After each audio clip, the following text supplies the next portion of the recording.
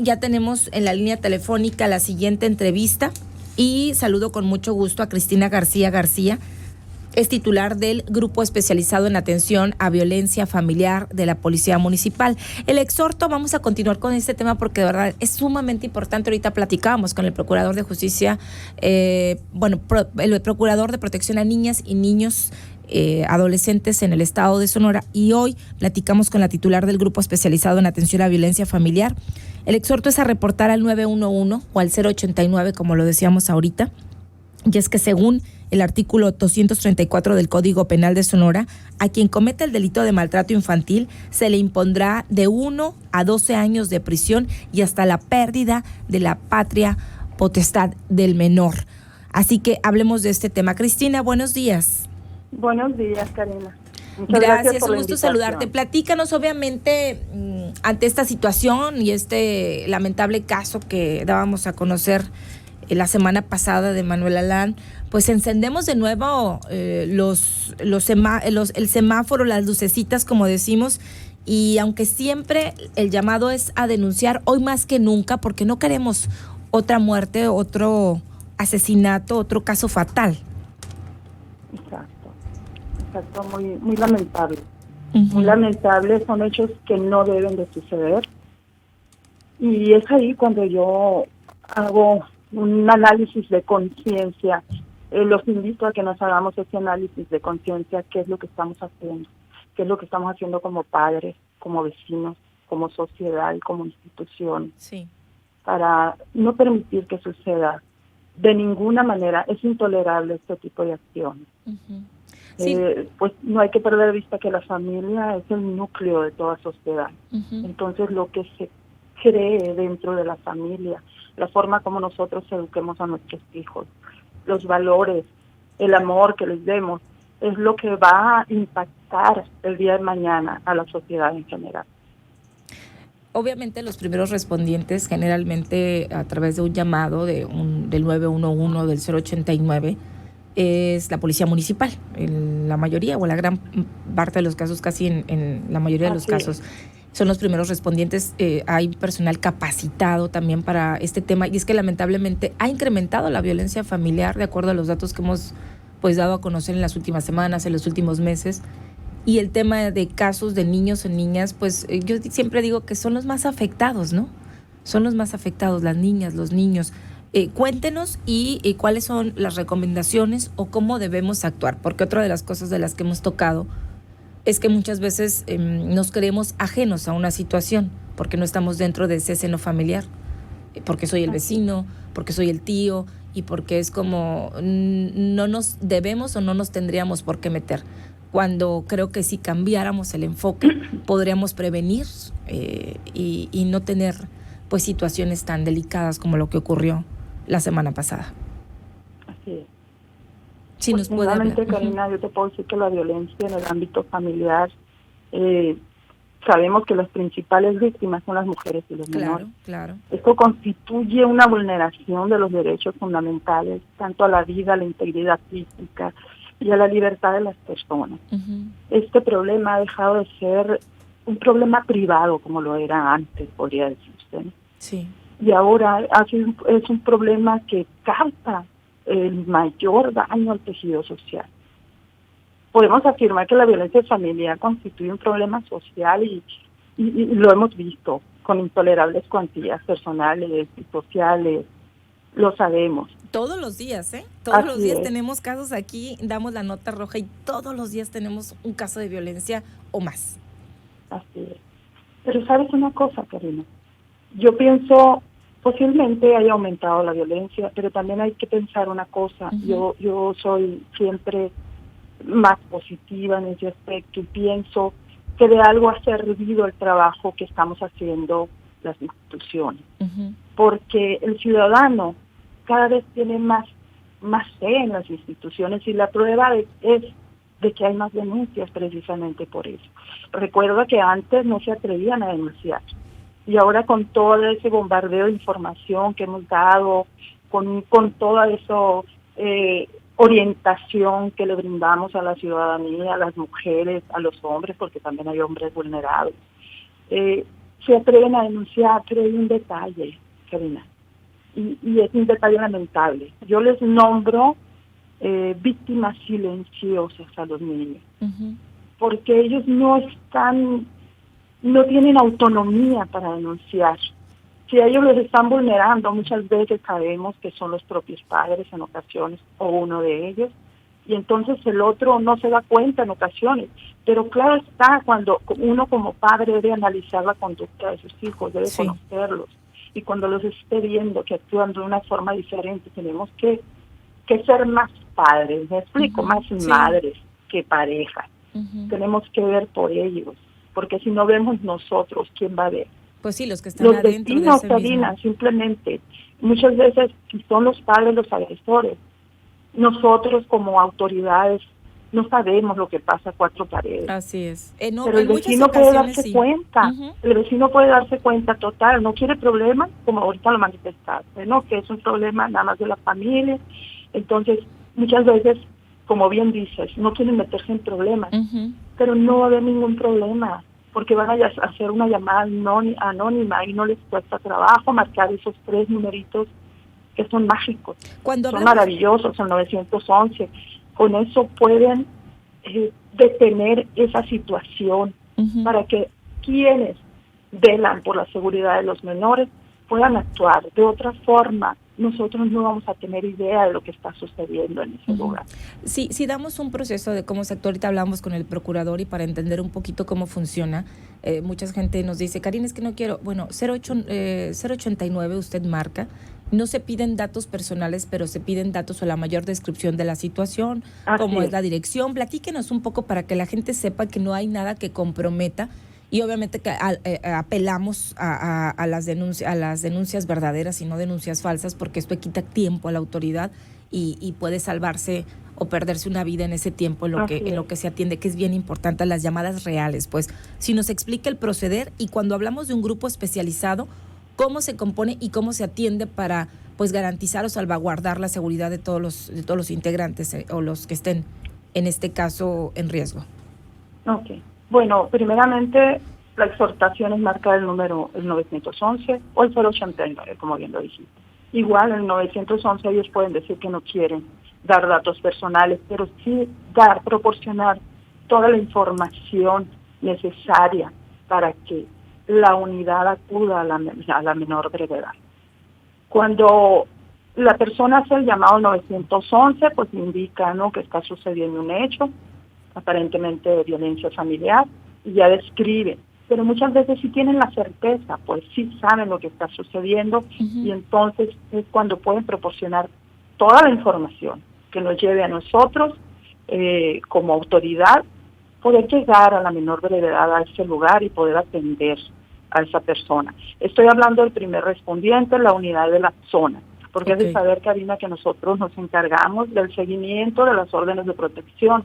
No atendemos reportes de violencia familiar, a menos que estemos en el lugar de una orden y si usted se acerque al agresor, claro que vamos a actuar, ¿verdad? Pero nosotros nos dedicamos al seguimiento de las órdenes ministeriales y judiciales. ¿Qué son estas órdenes de protección?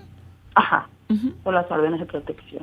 Entonces, pero igual nosotros damos toda la información que podemos cuando acudimos a un lugar y es tan necesario que se cumpla con eso, que el agresor, al tener la noticia de que acude una unidad a ese domicilio a ver a la víctima que él vulneró, inhibe su conducta y deja de acudir a ese domicilio, por el temor de que vayan a detenerlo, ¿verdad? En el caso de un reporte normal, va a ser de violencia familiar, es la unidad, el sector la que va a acudir. Si ve a la víctima y está el agresor ahí, pues va a llegar, va a apartar a la víctima del agresor, porque muchas veces delante de él no va a decir nada, ¿verdad? Sí, claro. Entonces, es ahí cuando nosotros vamos a recabar toda la información. Y si se está dando esa violencia, es obligatorio que se detenga el agresor. Has de saber que pues es oficiosa, ya no es necesario que sea la parte agraviada la que interponga la denuncia. Porque ya hay un antecedente. Así es un delito la violencia familiar, no es una falta administrativa de ninguna manera. Cristina, habrá muchas personas que no han denunciado a lo mejor alguna situación de violencia o de violencia familiar. El primer paso, pues tú como víctima, y si estás en posibilidades, no justamente en el hecho, pues denuncias, vas, si ya hay un antecedente, si constantemente se vive una violencia, se tiene que poner una denuncia y luego ya la autoridad pues determina esta orden o estas órdenes de restricción que ya ustedes también están verificando para que no reincida. De acuerdo a los datos que tienen, ¿hasta cuántas veces reincide un agresor para intentar ingresar o para agredir pues a los integrantes o vulnerar los derechos de ciertas familias o de la familia a la que desea o a la casa que desea ingresar? ¿Tienen los datos? No, de eso no. Eso lo tiene el C5, porque ahí es donde llegan los reportes, pero sí te digo una cosa, si acaso se da el 20% al que reincide cuando nosotros recibimos esa orden, ¿eh? Ya una vez que ese domicilio ha sido visitado por Chiavi, ya no es tanto lo que se presenta al agresor. Y si cuando está ahí, muchas veces es porque la víctima lo acepta nuevamente, ¿verdad? Y ahí no podemos hacer nada. Pues sí, lamentablemente, y hemos visto casos fatales. ¿Qué han observado ustedes o de acuerdo a la experiencia que tienen en este actuar de este grupo especializado de atención a violencia familiar? ¿Qué detectan? ¿Qué situaciones han detectado que podrían ayudarnos pues a compartir aquí con nuestro auditorio? Bueno, mira, primeramente es una situación de codependencia por parte de las víctimas, en el caso de las mujeres agredidas, ¿no? Muchas veces por temor al agresor, que ahora ya como te digo, hemos avanzado mucho en ese sentido, y la prueba está que, te voy a poner un ejemplo, en el poblado Miguel Alemán, tú sabes que la mayor parte de la población es población flotante, ¿verdad? Sí. Vienen de otros lugares, por tanto el grado de analfabetismo pues es muy alto, ¿verdad? Muchos de ellos. Entonces, había pocas denuncias de ellos. Ahora tenemos denuncias, tenemos algunas órdenes de protección, y te lo digo porque soy tu servidora, es la que atiende las foráneas. Entonces, te cuentan cada historia, Karina, pero tienen una certeza de que nosotros vamos a estar acompañándolas. No vamos a estar todos los días, obviamente, ¿verdad? Pero las orientamos a dónde acudir en caso de que suceda o que nos llamen, para nosotros realizar un informe si el agresor la sigue molestando, ¿verdad? Y que se haga lo correspondiente. Nos ponemos de acuerdo con el encargado de la foránea cuando sea el caso, para que esté pendiente de esos domicilios, ¿no? Pues lo que hemos visto, que la violencia está en todos los ámbitos.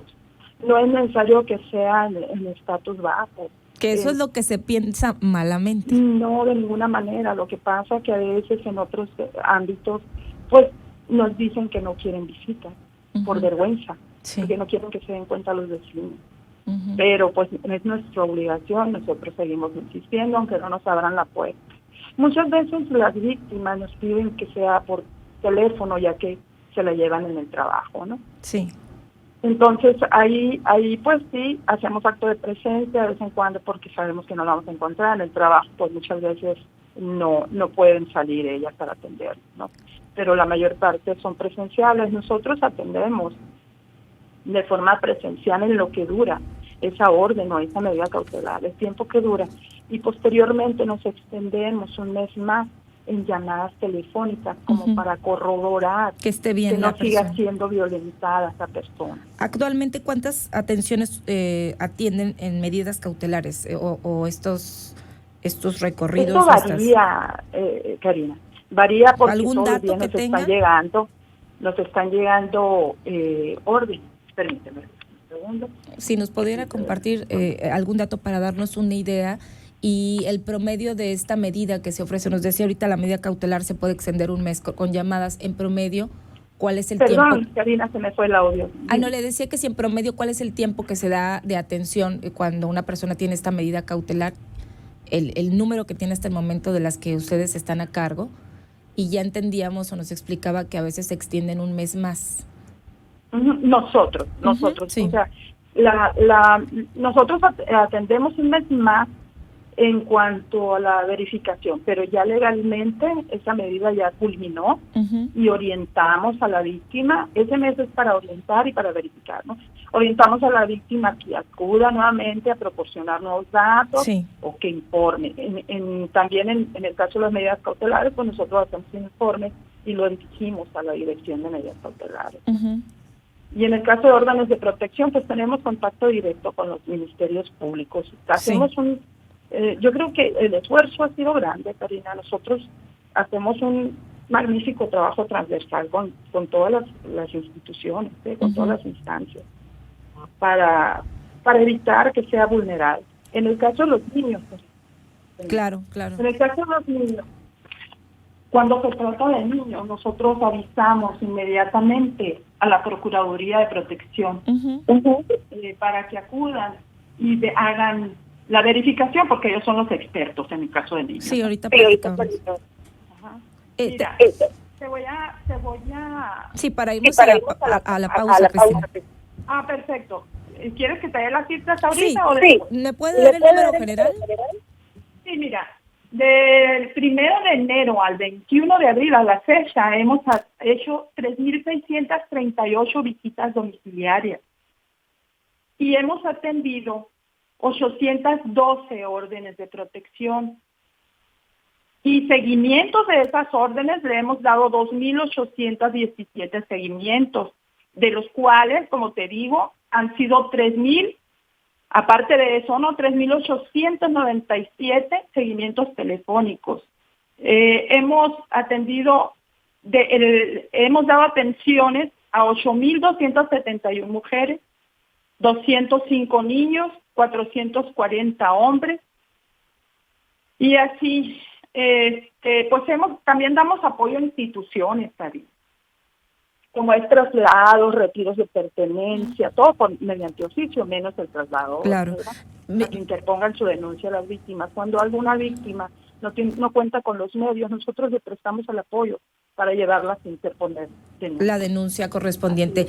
También aclarar, sí, en su mayoría, porque luego dicen, es que los hombres también, claro que también hay hombres, lo que pasa que en la mayoría son mujeres, pero también hay hombres violentados. Así es.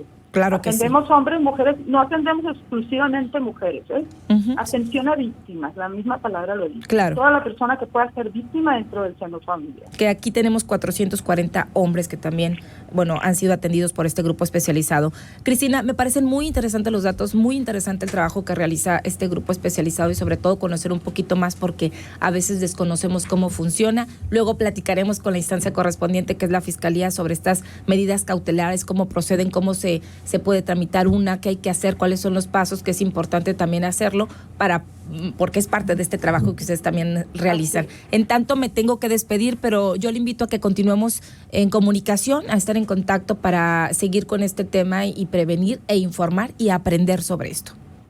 Muy bien, Karina. Le mando un abrazo, Cristina. Muchísimas gracias. Karina, Dios te bendiga. Igualmente a usted. Gracias. Cristina García, titular del Grupo Especializado de Atención a Violencia Familiar de la Policía Municipal. Interesantes los datos que nos comparte.